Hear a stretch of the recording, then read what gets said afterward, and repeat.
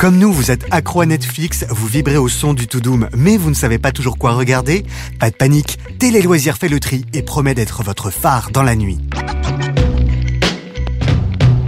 Bonjour à tous et merci d'écouter To Doom, le podcast de la rédaction de Télé Loisirs consacré à Netflix. Je suis Laurence Gallois et cette semaine, Saint-Valentin oblige, on va parler romance, mais attention, romance pour ados, à l'occasion de la sortie du 3e volet du film À tous les garçons que j'ai aimés le 12 février.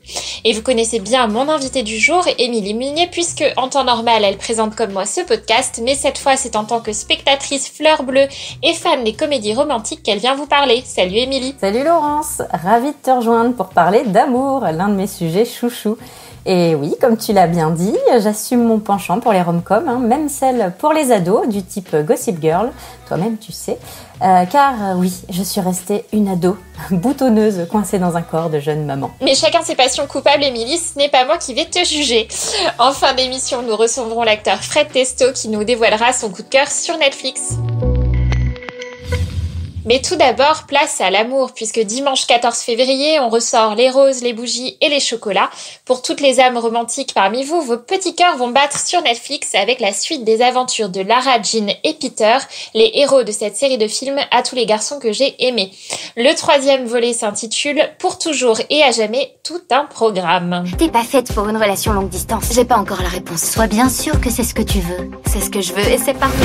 Émilie, je sais que tu as eu un coup de cœur pour les 2 premiers volets. Qu'est-ce que tu as pensé du 3e? Oui, bah voilà, tu l'as dit, j'ai eu un coup de cœur pour les 2 premiers volets. C'est mon petit plaisir coupable, en fait, cette saga sur Netflix. J'avoue que je connaissais pas les bouquins de Jenny Han, dont c'est l'adaptation avant de regarder les films, mais ça a tout de suite été un coup de cœur.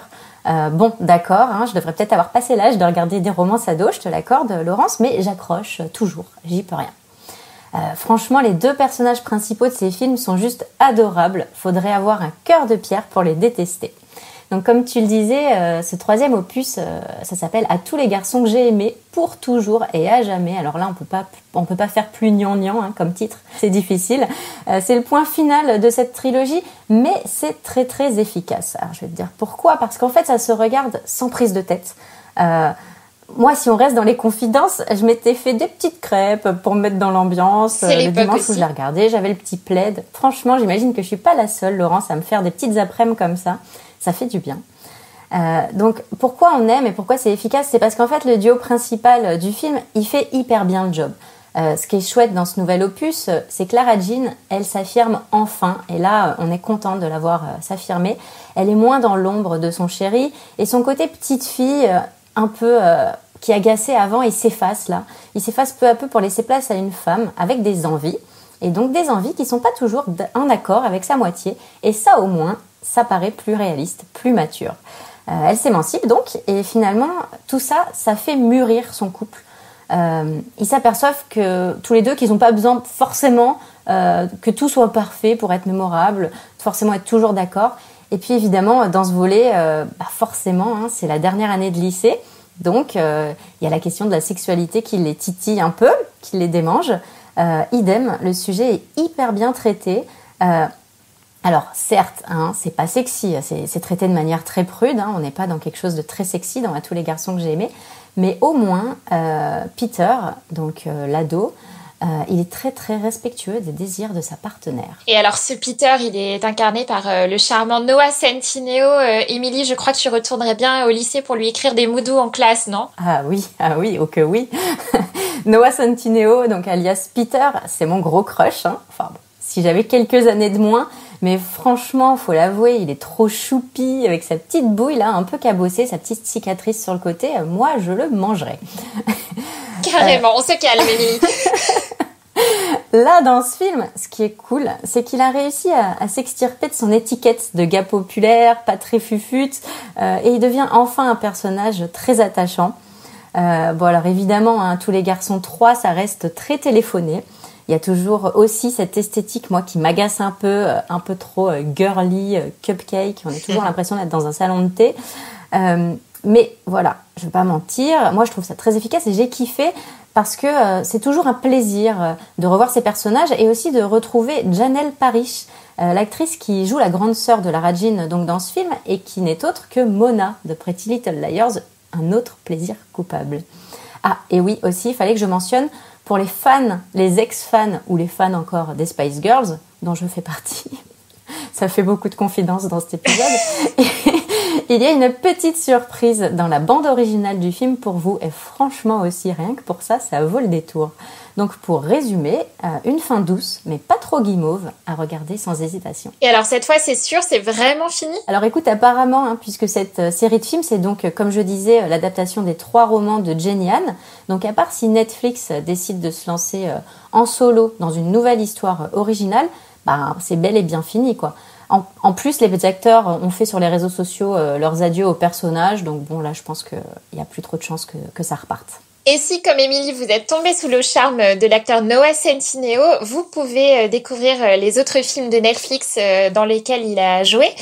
Sierra Burgess is a Loser, SPF 18, et puis un pour lequel moi j'ai ma petite préférence, The Perfect Date, où là son personnage vous propose carrément le rencard idéal. Donc voilà, rien de mieux pour la Saint-Valentin. Alors Émilie, si on est comme toi accro aux romances pour ados, qu'est-ce que tu nous conseilles d'autre en la matière sur Netflix ? Je vous conseille Tiny Pretty Things, une série toute récente du coup, puisqu'elle a rejoint le catalogue Netflix en décembre 2020. C'est pas forcément l'idée qu'on se ferait a priori d'une romance pour ados à première vue, puisque Tiny Pretty Things est une série qui se déroule dans une école de danse dont la star a été poussée du toit, une série dans laquelle il y a un petit côté Pretty Little Liars. Tes nouvelles, tu sais rien de ce qui a pu se passer. Des choses que j'ai vues. C'est bien connu que la danse rapproche les corps et les cœurs. Moi, j'étais une grande fan de Undo Stress à l'époque. Je sais pas toi, Laurence, mais moi, j'aimais beaucoup cette série. Ah, moi aussi, gros faible pour Undo Stress. Oui, Undo Stress, vraiment, c'était génial. Ah, donc, quand j'ai vu débarquer cette série sur la danse, sur Netflix, moi, j'avoue que ça m'a titillé de la regarder, directement. Et là, pour le coup, il y a certes l'intrigue policière autour de la chute d'une élève de cette école en fil conducteur, comme tu le dis, mais à part ça, on est vraiment à fond sur des romances contrariées, ados. Les couples se font, se défont, il y a beaucoup de séduction, de tromperie, c'est électrique, c'est souvent cruel aussi, et c'est ça qu'on aime. Donc en fait, ça en fait des caisses, mais ça explore vraiment la part sombre de l'adolescence, celle qui te pousse à faire des coups bas pour ce que tu crois à l'époque être de l'amour. On a tous été amoureux transis à l'époque, alors qu'en fait, ce n'était pas grand-chose. Et moi, je trouve ça intéressant. Il y a cette quête aussi de maîtriser son corps, de le rendre sexy, affriolant, viril, de sentir qu'on a ce pouvoir d'attirer les regards. Et ça aussi, c'est quelque chose d'assez marquant dans la période adolescente. Il y a cette part d'exploration de la sexualité, des sentiments. Puis ça montre aussi des couples mixtes, des couples gays, tout ça de manière assez naturelle, sans en faire des sujets forcément.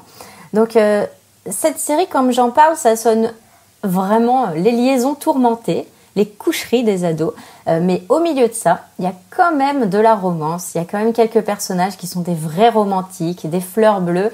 Donc en gros, c'est la cour de lycée, les petites histoires de couple d'un lycée de danseurs, où ils seraient tous un peu méga bien gaulés, faut le dire, pour pimenter la chose. Donc moi je dis plaisir coupable 100%, faut regarder. Alors moi je préciserais juste pour les fans de danse qui nous écouteraient que les scènes de sexe sont quasiment plus nombreuses que les scènes de danse. Bon, j'exagère un petit peu, mais moi qui suis vraiment fan de danse, c'était pour ça que je la regardais au prime abord. Donc forcément, j'étais un peu déçue parce que j'en avais pas les mêmes attentes. Netflix n'a pas encore annoncé s'il y aurait ou non une deuxième saison, mais la fin ouvrant sur un nouveau mystère à résoudre, ça serait logique qu'il y en ait une. Et puis elle semble avoir plutôt bien marché, donc attendons de voir s'il y aura une suite. Émilie, on change totalement de registre avec la série dont tu vas nous parler maintenant. Oui, alors là vraiment c'est diamétralement opposé à Tiny Pretty Things. C'est une série beaucoup moins sexy, mais pour le coup ultra tendre. Ça s'appelle Atypical. Atypical, ou l'histoire de Sam, un lycéen autiste que l'on suit au lycée et dans sa famille, dans sa découverte de l'âge adulte. Les personnes souffrant d'autisme flirtent, tu sais. Les filles ne me remarquent jamais vraiment. Je suis pas douée pour reconnaître les signaux. Oui, alors Atypical, c'est vraiment un coup de cœur pour plusieurs raisons. Je trouve cette série hyper intelligente et puis je la trouve aussi très émouvante. C'est marrant que cette série soit aussi touchante parce que finalement on a affaire à un personnage central autiste donc qui ne sait justement pas être dans l'émotion. Cette série, elle suit 3 histoires d'amour bien distinctes. Il y a tout d'abord celle des parents qui se déchirent après une tromperie. Il y a aussi et surtout celle des ados de la famille. Donc comme tu disais, il y a Sam, un ado atteint d'autisme, qui va lui redéfinir à sa manière la relation de couple avec sa petite amie Paige. Et franchement, c'est vraiment trop mignon. Et puis il y a sa sœur Kazé, en couple depuis un moment avec le même garçon, un garçon très sympa, mais qui va soudainement être attiré par une amie de lycée. Alors moi, ce que j'aime beaucoup dans cette série, c'est de voir les apprentissages, ces premiers émois adolescents avec les maladresses qui en découlent. Et ces premiers amours, au final, ne sont jamais simples, qu'on soit en marge, comme Sam ou non. Et c'est ça, la force de cette série, c'est ça qu'elle montre. Et franchement, c'est vraiment chouette. Donc, c'est une série très douce, sincère, sans jugement, et qui fait du bien. Une petite pépite à découvrir sur Netflix, les 3 premières saisons sont déjà disponibles et la 4e que l'on attend sans doute cette année devrait être la dernière. Émilie, un dernier conseil pour la route ? Oui, cette fois c'est un film qui retranscrit vraiment bien les romances adolescentes. Ça s'appelle Alex Strangelove. Et comme dans À tous les garçons que j'ai aimés pour toujours et à jamais, on retourne en dernière année de lycée dans ce film qui dépeint les questionnements d'un ado. Alors sur le papier, Alex a tout pour lui, il est mignon, il est intelligent, il a une super copine, il est sur le point de perdre sa virginité, mais ça c'était avant qu'il commence à se poser des questions et qu'il ait des vues sur un garçon. Écoute, je sais pas ce qu'ils ont les gens en ce moment. Oh. Si tu regardes, ils sont tous omnisexuels ou en transition. Comment t'as su que t'étais gay? Comment tu sais que t'es hétéro? Alors avec ma sélection, on pourrait croire que j'ai envie de retourner au lycée, mais c'est pas du tout le cas. C'était horrible le lycée. Bon, ce que j'aime beaucoup dans ce film, c'est que rien ne soit figé. L'adolescence, après tout, c'est ça. C'est la période des expériences amoureuses, des découvertes. On se cherche, on a enfin des vrais crushs pour la première fois. Les sentiments sont exacerbés.